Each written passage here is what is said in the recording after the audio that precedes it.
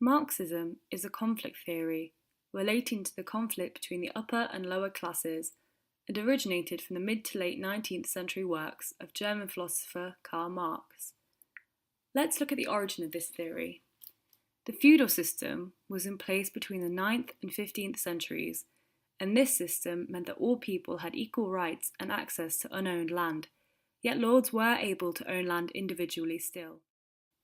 However, between the 1700s and 1800s, the government passed enclosure acts, which meant the ordinary people no longer had free access and rights to the land, and thus many were unable to work due to their main incomes coming from agriculture. Due to this, many moved to the towns and cities to find work, and many found it working in factories as the Industrial Revolution opened up many new work opportunities. However, the people were now under the employment and control of the factory owners, as opposed to freely working. The factory workers were treated poorly, with much of their work being very dangerous and their pay being low, all because the factory owners wanted a greater profit to keep for themselves and benefit from. The lust for money and power even pushed owners to hire children as a means of cheap labour. This increasing divide between the factory owners and workers created the capitalist ideology, with Marx introducing this capitalist ideology as making the rich richer and the poor poorer. In his theory, Marx referred to the rich middle-class factory owners as the bourgeoisie and the lower-class factory worker as proletariat.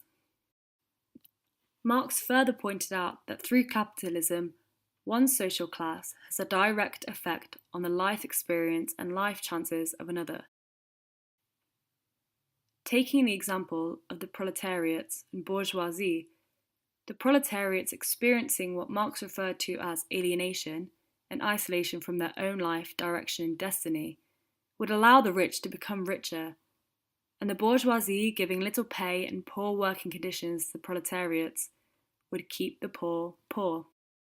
Marx, siding with the unjustly treated proletariat, suggested that eventually the proletariats would realise that they have the power to change their situations through their personal development and different types of education and knowledge, and that a revolution would eventually occur in which communism would overthrow capitalism and everyone would be treated equally, and the factories and other places of work be communally owned.